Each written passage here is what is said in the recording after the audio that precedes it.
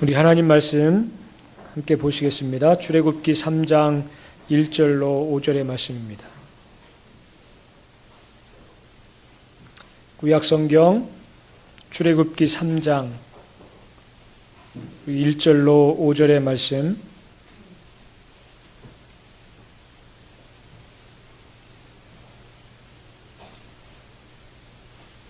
우리 같이 함께 한 목소리로 읽겠습니다.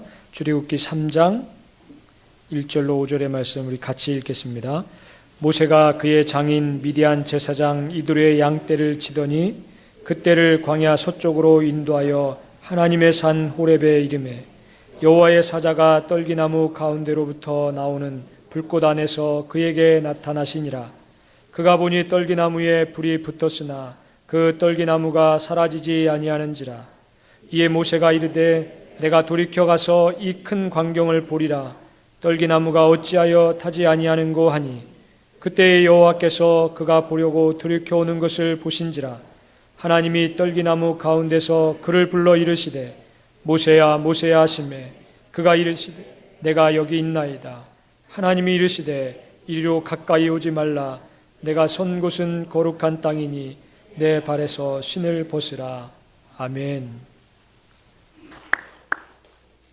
여러분 박수는 크게 치셔야 되는 거예요. 다시 한번 치십시오.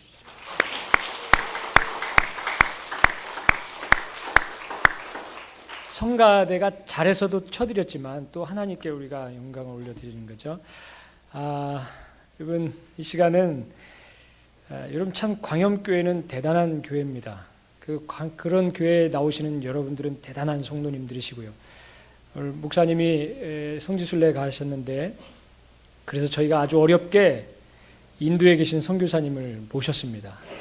여러분 오늘 주일 예배를 위해서 선교사님이 인도에서 오셨다니까요.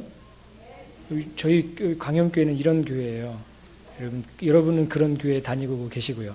오늘 우리 선교사님 일부에도 말씀을 전해주셨는데 우리 시간 나오셔서 오늘 읽은 본문 출애굽기 3장 1절부터 5절에 있는 말씀 가지고 타지 않는 떨기나무, 여러분 많은 은혜 받으시길 바랍니다. 이런 거 뭐 할렐루야 이런 거 해야 되는데 제가 너무 쑥스러워서 그럴까요? 우리 할렐루야로 맞으실까요? 할렐루야.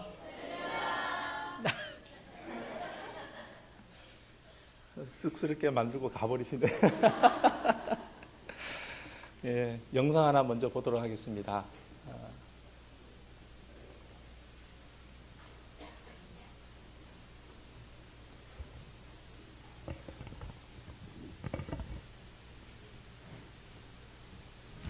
열방의 소망 예수 우리의 위로자 주는 온 땅에 영원한 소망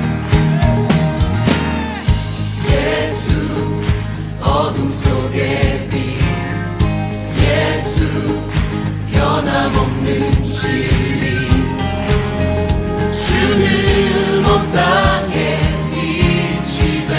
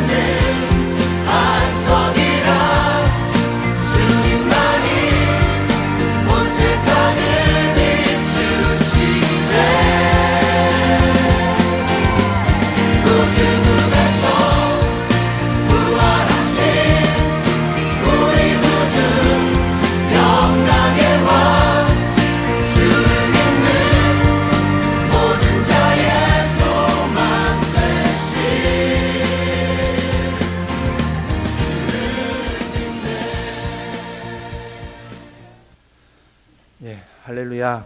예, 여러분은 선교의 진정한 주인공이십니다. 제가 이 문구를 넣으면서 정말 광영교회 교인들은 그렇게 불림을 받아도 당연하신 분들이다라고 제가 생각했습니다.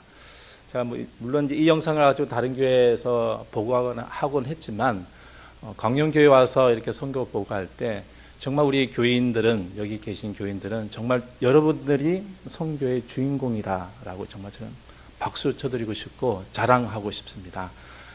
우리 이원환 목사님께서 말씀하신 것이 정말 장난은 아니에요. 여러분들은 정말 좋은 교회에서 다니시고 여러분들은 정말 좋은 교인들이시고 또 그런 교회를 여러분들이 만들어 가고 계십니다. 단지 박인가 목사님 가시면서 저를 세운 게 흠이라면 흠인데 예, 제가 입고 있는 이 옷은 꾸르다라는 옷입니다. 인도 전통 남자들이 입는 옷입니다. 결혼식이라든지 아니면 축제일 아니면 아주 귀한 날에 입고 가는 옷입니다. 늘 입는 옷은 아니에요. 오늘같이 이렇게 함께 여러분과 예배 드릴 때 이 옷을 입었으면 좋겠다 해서 입었습니다. 벌써 8년이 지났습니다. 여러분 저를 인도로 보내시고 난 다음에 이제 만 9년 차가 되어져 가는데요. 여러분 저를 기억하고 계시죠? 예, 별로 대답이 신통찮은데 기억 못하시는 분도 계시고 처음 오신 분들도 계시는데 2006년 4월 달에 제가 여기에 있다가 인도로 보냄을 받았습니다. 그때 당시에는 무엇을 할 수 있을까 참 아련한, 막상 기대도 했었고 또 가서는 무엇이든지 할 수 있을 것 같은 그런 생각이 들었었습니다. 그런데 지나고 보니까 하나님께서 하시지 않으시면, 오늘 말씀처럼 이제 나중에 말씀드리겠지만 하나님께서 하지 않으시면 정말 할 수 없는 것들이 너무나 많았습니다. 유영균 장로님도 오셨고요, 그죠? 김태환 형제도 왔었고 지금 이제 최지혜 자매가 지금 단기로 인도에 와 있습니다. 솔직히 제가 한 건 별로 없어요. 자리 지키는 것. 자리 지키는 것 이외에는 하는 것이 없는데 하나님께서 여러분들의 기도와 또 여러분께서 후원해 주시는 것으로 인해서 학교라든지 교회라든지 이런 것들이 운영될 수가 있었습니다. 평안하셨죠? 예, 저만 평안하지 않습니다. 이 자리에 선다는 것이 단상에 서서 하나님의 말씀을 전한다는 게 참 쉽지가 않습니다. 늘 느낍니다. 저는 침배에서 매주마다 저도 거기에서 말씀을 나누곤 하지만 한국에서 이렇게 단상에 서서 하나님의 말씀을 전한다는 게 참 쉽지 않습니다. 지금도 지금 막 속으로는 떨리고 있는데 안 떨리는 것처럼 여러분에게 제가 지금 말하고 있는 겁니다. 오히려 저보다 더 위대하신 분 선교사님들이 많이 계십니다. 또 박인가 목사님 생각하면 참 대단하시고 존경스러운 목사님이 아니신가라는 생각을 해봅니다. 제가 이 자리에 또 서 있을 수 있도록 또 담임 목사님과 또 성도님께 감사를 드리고요. 오늘 예배를 통해서 인도 땅에 일하신 하나님, 그리고 그 하나님께서 또 그 은혜를 우리가 오늘 이 시간 나눌 때 함께 그 은혜가 있길 소원합니다. 출애굽은 출애굽기에 나오는 이 출애굽기를 자세히 보면 신약 성경에 나오는 예수님의 구원과 비슷한 말씀들이 참 많이 있습니다. 예를 들어서 예수님의 출생부터 구원의 사역이 있고요.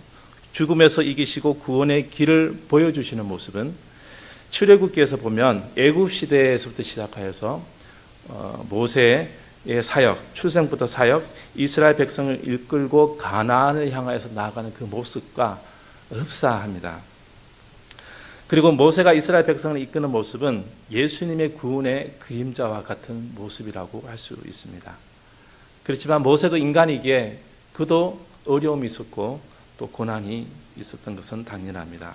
오늘 말씀은 간단히 요약하면 애굽의 왕자였던 모세가 동포인 이스라엘 백성의 고통을 보지 못하고 살인하게 됩니다.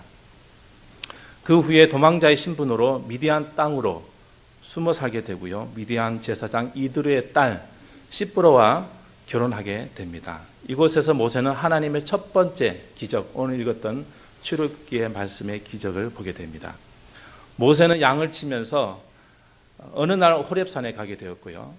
거기에서 하나님의 사자를 통해 불에 타지 않는 떨기나무를 바라보는 사건이 발생하게 됩니다. 이 타지 않는 떨기나무를 바라보면서 모세는 잠깐이지만 여러 깊은 생각을 하게 됩니다.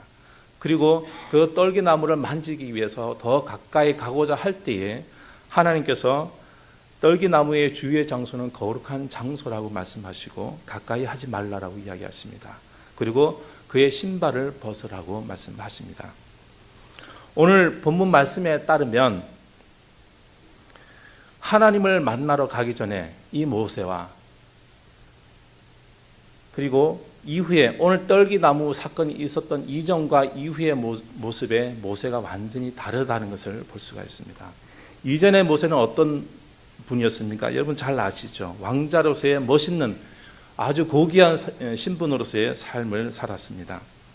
필요한 것은 무엇이든지 얻을 수 있는 위치에 있었고요. 그리고 할 수 있는 것은 무엇이든 할 수 있는 그런 자리에 있었습니다. 그런 모세마저도 왕자의 신분을 가졌던 모세마저도 출애굽기 2장 11절에서 14절의 말씀처럼 같은 민족의 한 생명도 구할 수 없는 것을 볼 수가 있습니다. 모세는요 자신의 한계를 그때부터 깨닫게 되고 주님이 없는 세상은 왕자나 양측이나 동일한 삶이라는 것을 깨닫게 됩니다. 정작 주님의 가치 있는 일을 하기 위해 당시에 모세가 할 수 있는 것은 그리 많지 않았습니다. 그러나 그 이후에 오늘 본문 말씀 이후에 모세는 어떤 삶을 살았습니까? 출애굽기 5장에서 11장에 보시면 잘 아시는 그 출애굽의 사건이 있습니다. 모세가 하나님의 대언자가 되어서 이집트 그들이 종되었던 왕국으로부터 이스라엘 백성을 구해내는 모습을 볼 수가 있습니다. 출애굽기 15장에서는요. 사막의 여정에서 물이 부족한 이스라엘 백성을 위해서 마라에서 샘을 만들게 됩니다. 그리고 고기를 먹고 싶어하는 그 백성에게 만나를 먹이기도 합니다. 출애굽기 17장에서는요. 당시 이방인 강대국이었던 이 아말렉과의 전투에서 승리하게 됩니다. 그리고 출애굽기 32장에서는 십계명을 시내산에서 받게 됩니다. 그리고 33장 11절에서는 성경에 어느 누구도 할 수 없었던 모세가 하나님을 친구와 같이 대면하였다라는 말씀이 있습니다. 그 전환점의 말씀이 바로 오늘 우리가 읽었던 출애굽기 3장에 있는 이 말씀입니다.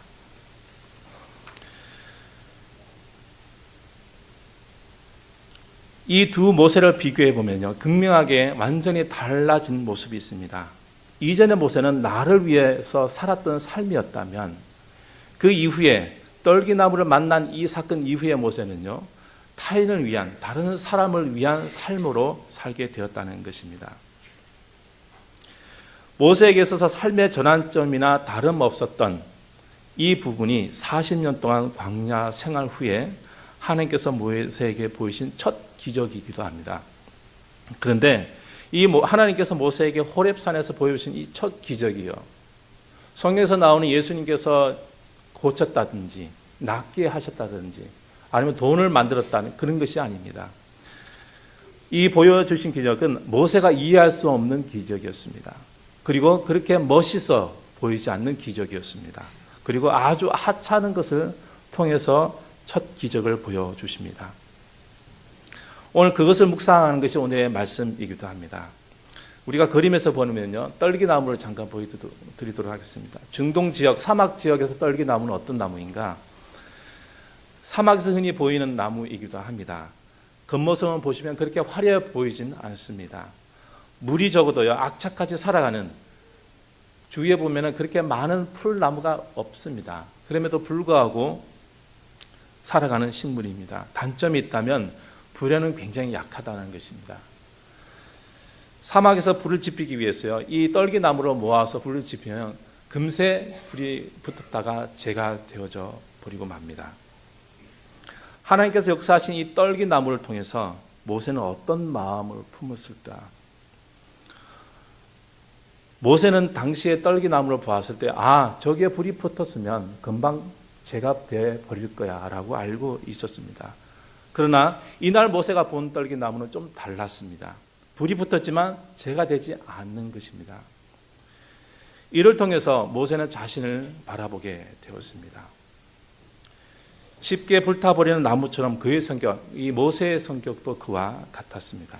출애굽기 여러분 잘 아시는 2장 12절에 보면 모세가 살인하는 장면이 나타납니다. 어떤 애굽 사람이 자신의 동족인 히브리 사람을 힘들게 하는 것을 보게 됩니다. 그리고 그 사람을 돌로 쳐 죽이고 말죠. 이후에 그는 도망자의 신분으로 미디안 광야로 숨어 살게 됩니다. 이것을 보면 모세가 얼마나 화가 많은 사람이지, 그리고 얼마나 그의 마음이 불안정한지를 우리가 볼 수 있습니다.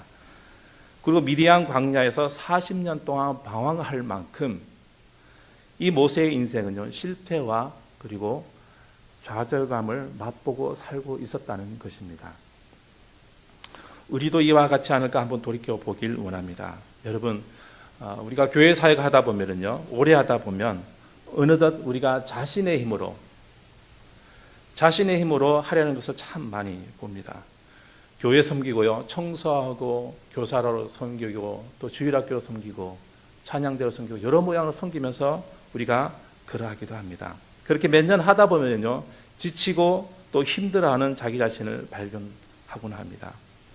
그러면서 우리는 스스로에게 이렇게, 주일 예배가 끝난 다음에 우리는 스스로에게 이렇게 묻습니다. 주님의 일을 하면서 왜 나는 이렇게 힘들지라고 반문합니다. 저도 또한 인도에 갔을 때 무엇이든 다 할 수 있을 줄 알았습니다. 키가 이만큼 크면, 힘이 이만큼 세면 다 할 수 있을 것 같았어요. 돌도 들고 성도들도 섬길 수 있고 무엇이든 다 할 수 있을 것 같았습니다. 근데 딱 처음에 도착하자마자 인도의 힌디라는 언어를 부딪히게 되었고요. 문화를 배우게 되면서 제가 얼마나 나약한 사람이었는지, 그리고 내가 할 수 있는 것이 얼마나 많지 않은지 보게 되었습니다. 그러다 시간이 점점점 흐르고요. 언어는 배웠지만 그렇게 훌륭하게 하지 않는 제 자신을 보면서, 그리고 한국의 후원자들에게 선교의 사역을 보고해야 한다는 이런 부담감이 밀려오기 시작하였습니다. 그러면서 점점 하나님의 뜻을 쫓아가기보다는 세상적인 결과물을 만들어내는 제 자신을 돌아보게 되었습니다. 그렇게 몇 년 지나다 제 자신을 돌아보았을 때 저의 육신은 이미 망가져 있었습니다. 많이 지쳤어요. 잇몸도 많이 주저앉았고 육체도 더 이상 버틸 힘이 없을 정도로 망가져 있었습니다. 영적으로는 아무것도 할 수가 없는 지경도 있었습니다.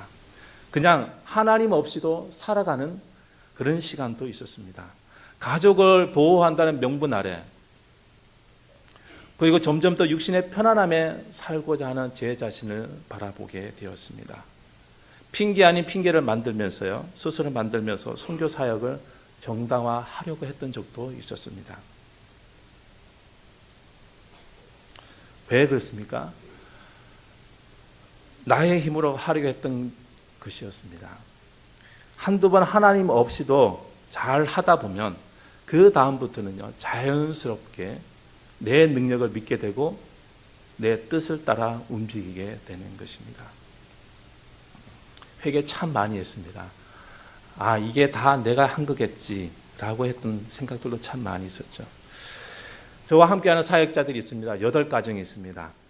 어떤 이는요, 미션스쿨의 부교장으로서 또 교회 일을 하는 사람이 있고, 어떤 사역자는 일주일 내내 24시간이 부족한 어떤 한 사역자도 있습니다. 마을마다 다니면서 교회 전도 사역만 하는 분도 계십니다. 어떤 사역자는요, 교회 학교나 아니면 농장, 지역개발 사역을 돕기도 합니다. 처음에 이 사람들이 저와 함께 처음에 이 사역을 시작했을 때는 정말 열정이 저보다 더 대단했습니다. 죽으면 죽으리이다 라는 마음으로 시작했습니다. 그런데 시간이 지나면서 서로가 경쟁하고 하는 것을 보았습니다. 그리고 사람을 의식하게 되고 열매 맺는 저와 똑같은 모습을 보게 되었습니다. 예를 들어서 어떤 일이 있었냐면 신방할 때였습니다. 처음에 제가 2006년에 갔을 때는 자전거가 없었습니다. 그래서 신방할 때는 저희가 걸어서 다녔어요. 5km든 10km든 걸어서 아침에 나가서 저녁에 돌아오곤 하였습니다. 나중에 미팅을 했죠. 그래서 너무 힘들다. 자전거가 있으면 좋겠다. 그래서 자전거를 사다 줬습니다. 자전거를 처음에 사다 줄 때만 해도 참 좋았어요. 그래서 더 멀리 갈 수 있게 되었고 더 멀리 가서 복음을 전도할 수 있게 되었습니다. 좀 더 잘 살게 되었죠. 그러다가 나중에 이 사람들 뭘 요구했냐면 오토바이를 사달래요. 그래서 오토바이를 사다 줬습니다. 8가정이 오토바이 3대를 나누어 쓰기 시작했습니다. 당연히 문제가 생기기 시작했습니다. 사람은 많고 오토바이가 적어서 어느 날 서로 싸우는 것을 제가 보았습니다. 티격태격 싸우는 것을 그들을 보면서 제가 마음으로 결정했습니다. 오토바이를 없애버려야 되겠다. 그래서 다 불러 모았습니다. 모아서 제가 우리가 하나님 없는 사역, 사람을 중요시하지 않고 사역을 중요시하는 거 보면서 참 마음이 아프다. 그래서 그 이유가 뭐냐 보니까 오토바이다. 그래서 우리는 차라리 서로의 마음을 아프게 하기보다는 오토바이를 없앴으면 좋겠다. 그러니까 얘네들이 언제 싸우냐는 듯이 금세 싸우는 것을 그만두고 자기네들이 회의할 시간을 달라고 합니다. 그래서 자기네들이 오토바이를 타는 시간을 조정해서 타겠다고 이야기하고 지금도 잘 타고 다닙니다. 그래서 오토바이 아직 안 팔았어요. 제가 하고 있는 모습 이 사람들이 똑같이 하고 있는 것을 보았습니다. 제 마음이 하나님 없으니까 이 사람들도 동일하게 세상적인 결과물을 만들어내는 그런 모습을 가지고 있는 것이었습니다. 여러분, 우리는 우리의 몸을 조금만 편하게 하면은요, 우리는 그 육체의 종이 되고 맙니다. 이 말씀 성경에서는 로마서에 이렇게 기록하고 있습니다. 그러므로 너희는 죄로 너희 죽을 몸에 왕노릇 하지 못하게 하여 몸의 사욕을 순종치 말라라는 말씀이 있어요. 우리 안에 하나님 없는 삶의 주인은요, 이미 육체의 종이 되고 맙니다. 그리고 그 육체는 죄 아래에서 거하게 되는 것입니다.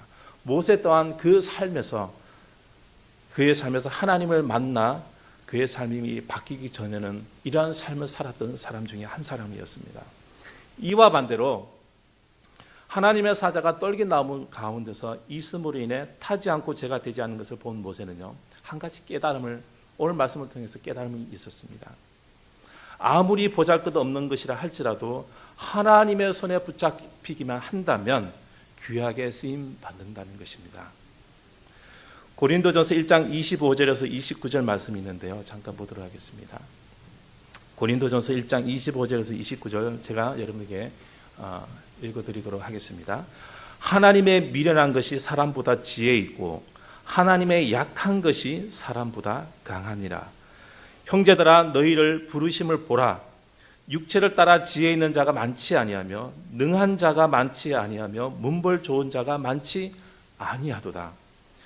그러나 하나님께서 세상의 미련한 것들을 택하사 지혜 있는 자들을 부끄럽게 하려 하시고 세상의 약한 것들을 택하사 강한 것들을 부끄럽게 하려 하시며 하나님께서 세상의 천한 것들과 멸시받는 것들과 없는 것들을 택하사 있는 것들을 폐하려 하시나니 이는 아무 육체라도 하나님 앞에서 자랑하지 못하게 하려 하심이라. 아멘. 여기 말씀은 것들이라고 표현돼서 좀 기분 나쁘시겠지만 그럼에도 불구하고 하나님께서는 이러한 사람들을 통해서 하신다고 말씀하십니다.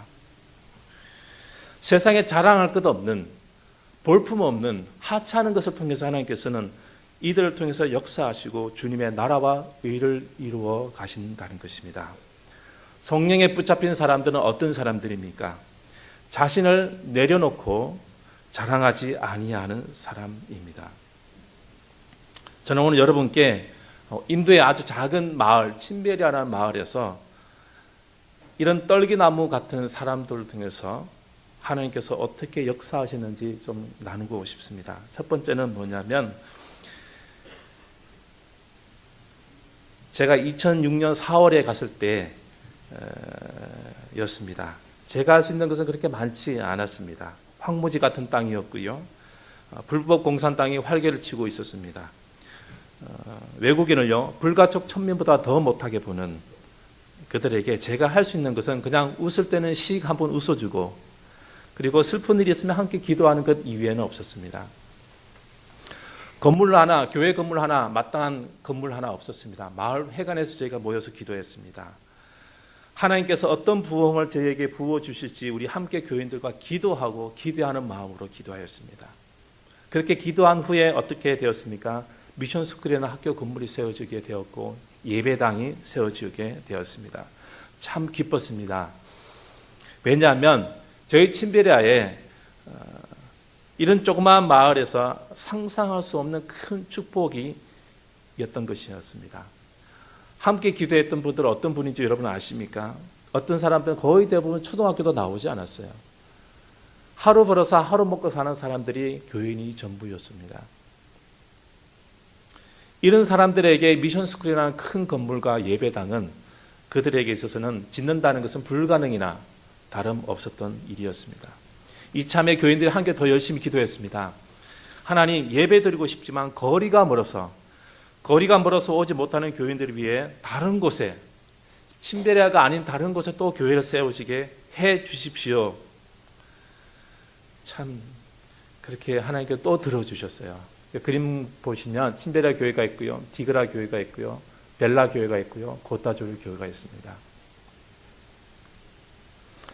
여러분, 거리가 멀어서 주일 예배에 오는데 30km가 넘는 사람들이 있습니다. 여기서 30km 멀지 않죠, 그죠? 가평 정도 되나요? 가평에서부터 걸어서 아니면 그 자전거를 통해서 아니면 기차를 통해서 오는 사람도 있습니다. 비가 오면은 다리가 무너져서 다리가 꽉 차기 때문에 돌아서 오는 사람들도 있고요. 어떤 사람들 기차를 2시간 타고 오토릭샤로 1시간 반을 타고 총 3시간 반 내지 4시간을 교통편을 이용해서 교회에 오는 사람도 있습니다. 예배를 끝난 다음에 다시 그렇게 집에 가는 사람도 있습니다. 인도는 가족 중심입니다. 그래서 혼자 오지 않아요. 어른들만 혼자 오지 않습니다. 아내를 데리고 오고 아이들을 데리고 오고 친족들을 데리고 옵니다. 지금 인도의 날씨는 45도, 47도 정도 됩니다. 그래서 그는 아침부터, 우리나라는 오후 2시가 되면 제일 덥다 그러는데 인도는 해가 뜨면 제일 덥습니다.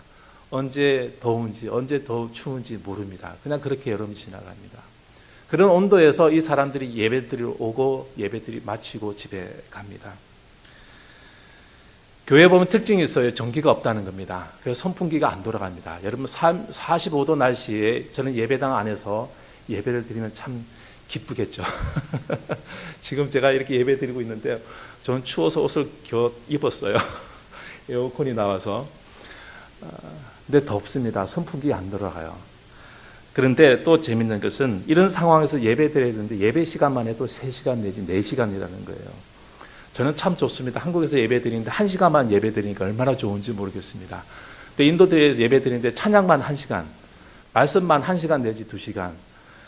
설교자에게 뭐라 그러지 못합니다.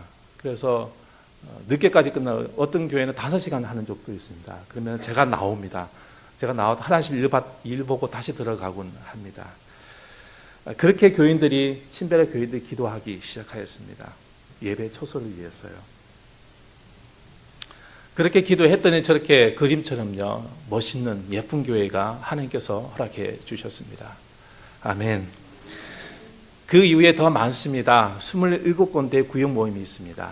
그리고 14군데의 주일학교가 있습니다. 물론 매주마다 저희가 구역 모임을 하는데 제가 숫자를 세어봤습니다. 200명 내지 250명이 구역 모임에 나옵니다. 그들은요, 매주마다 모여서 가정에서 예배를 드리고 또 찬양을 부릅니다. 기도하기는 이 27군데의 가정교회가 다 성장하여서 교회가 되길 원합니다. 그래서 건물을 짓기보다는 이제는 교회 공동체로 모여서 함께 기도하고 말씀 나누는 그런 교회가 될 수 있도록 기도해 주십시오. 2013년 작년에는요, 여러분 아마 보셨는지 모르겠지만 어린이 성경 축제를 했습니다. 1,700명의 아이들이 왔어요. 많죠. 예, 여기는 다 해봐야 100명 안 되잖아요, 그죠? 1,700명의 아이들이 왔어요.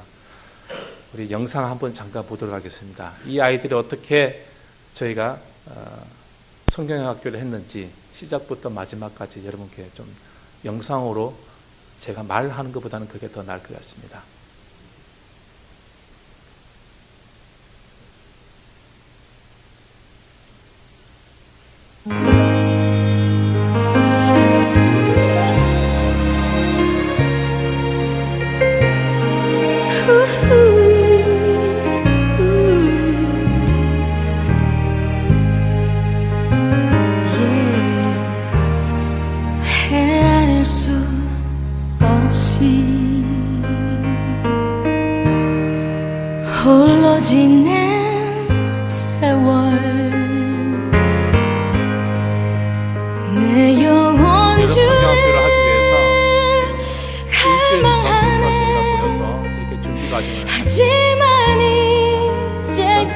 명의 자원봉사자가 더 이상 이 세상에서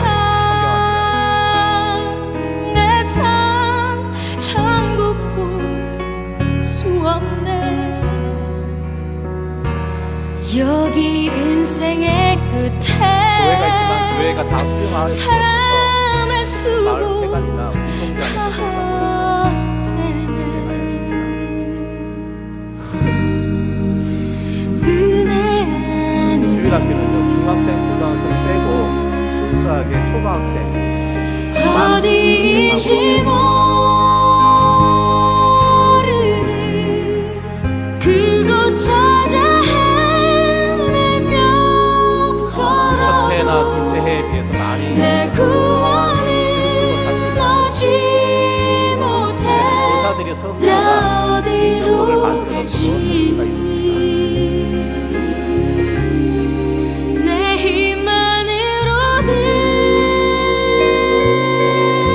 힘만으로는 이길 수 없네. 끝없는 견주 은혜 아니면 저희가 이 성경학교를 하고자 할 때 마을에서 반대해 내 모든 찬양 장소를 줄 수 없다는 데서 내 모든 찬양을 주님께 밭에서 저희가 성경학교를 진행했습니다. 주님께 드리네.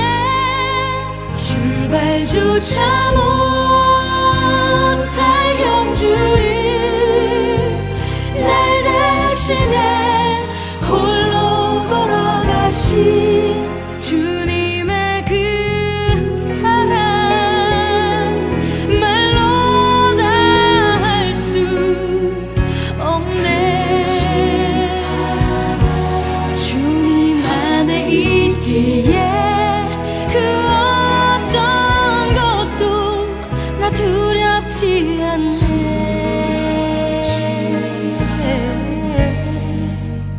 은혜 아니면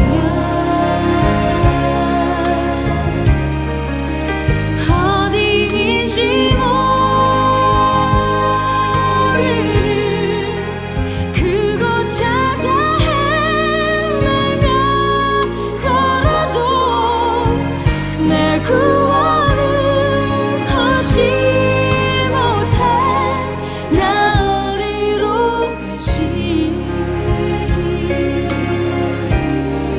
내 힘만으로는 이길 수 없네. 끝없는 견주 은혜 아니면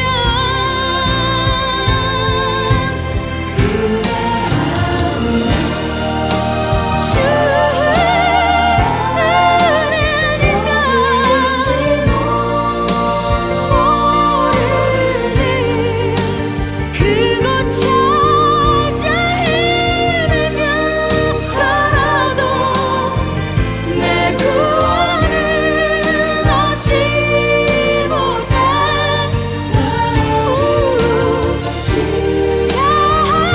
어디로 갈지 내 힘만으로는 내 힘으로 이길 수 없네. 끝없는 견주 은혜 아니면 이길 수 없네. 끝없는 견주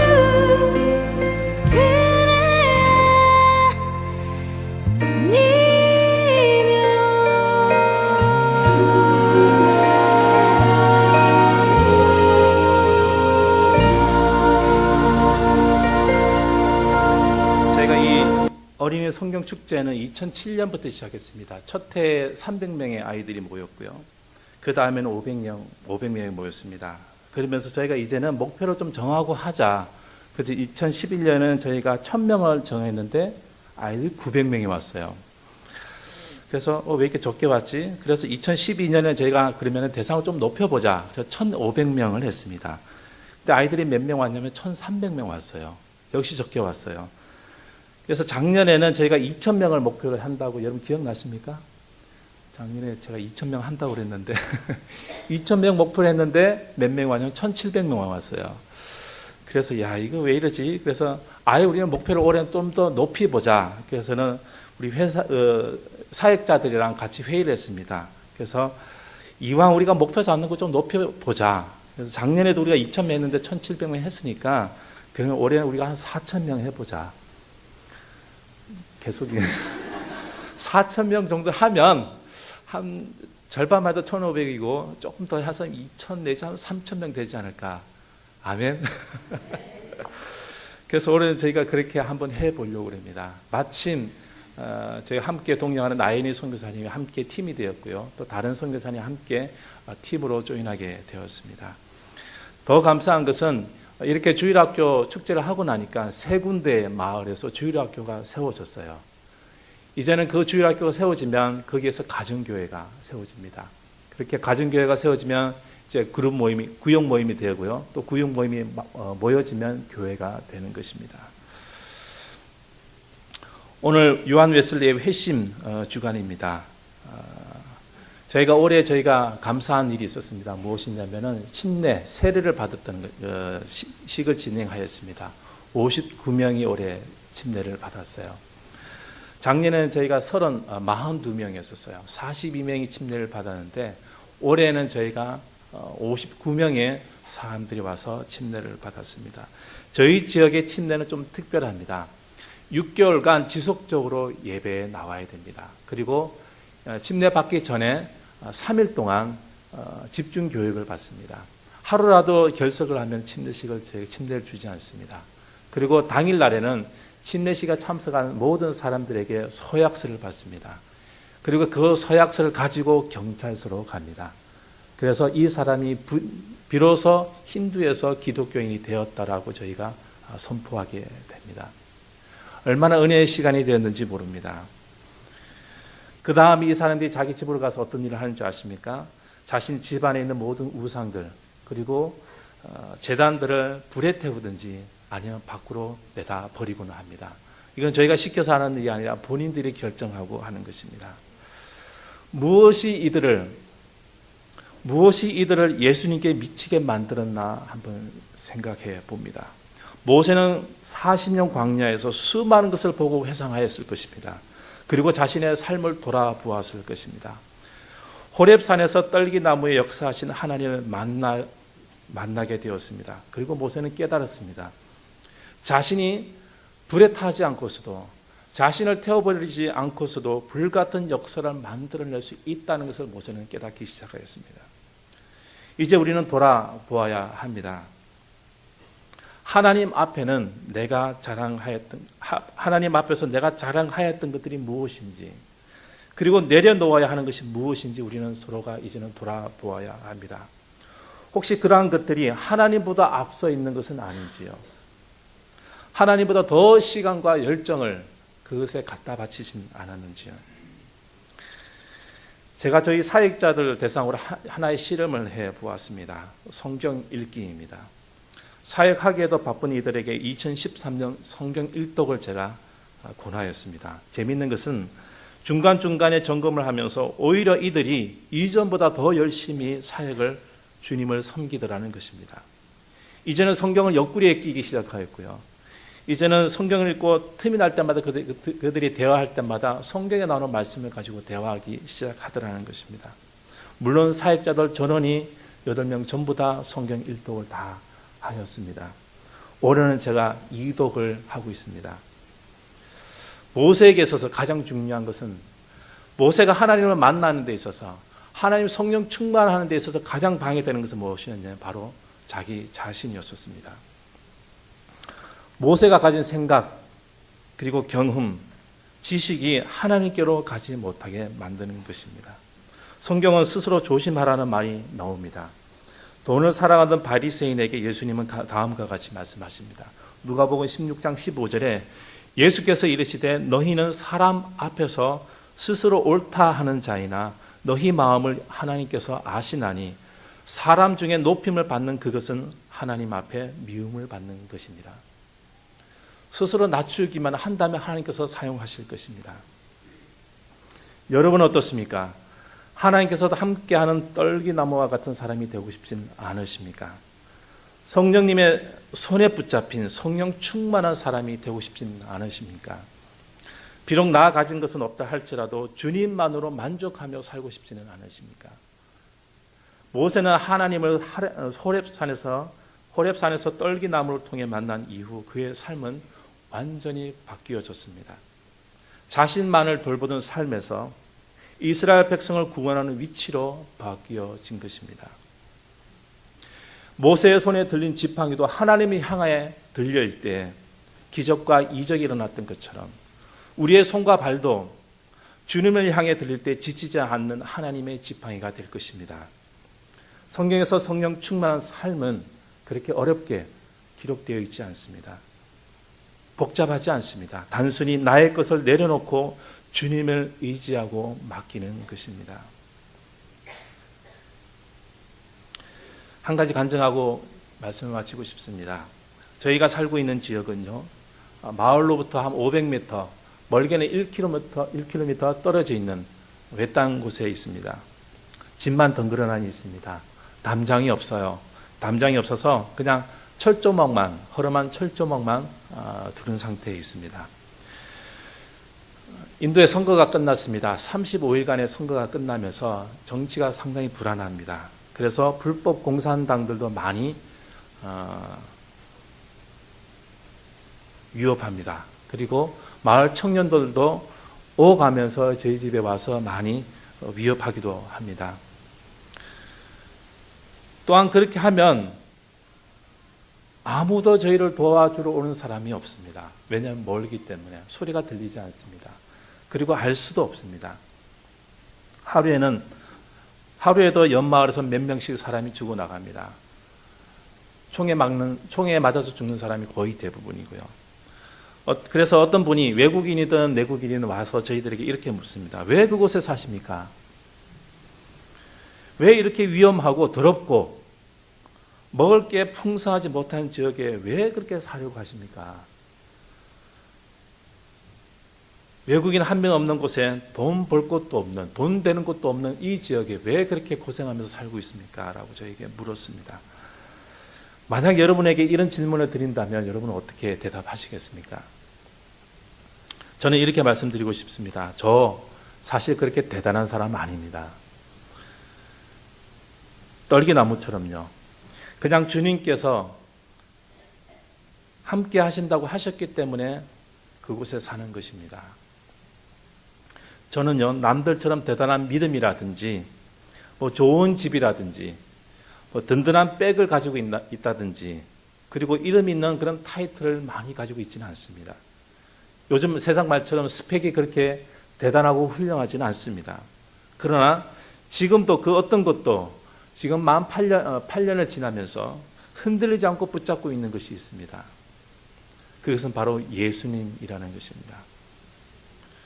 성경은 분명히 기록하기를 그분 안에 길과 진리와 생명이 있다라고 말씀하십니다. 저는 그 이하도 그 이상도 아니고 성경에 기록되어 있는 액면 그대로 말씀을 저는 믿고 싶습니다. 여러분 자신을 내려놓는 방법, 그런 것들 여러분 다 아십니다. 어떻게 내려놓나 다 알고 계십니다. 사랑하는 강령교회 여러분, 우리 모두 주님 손에 붙잡힌 떨기나무가 되기를 원합니다. 성령님께 붙잡힌 성도가 되십시다. 성경은 그 사람을 통해서 놀라운 기적과 이적을 베풀 수 있다라고 말씀하십니다. 우리 모두 그렇게 되시길 간절히 원합니다. 기도하시겠습니다.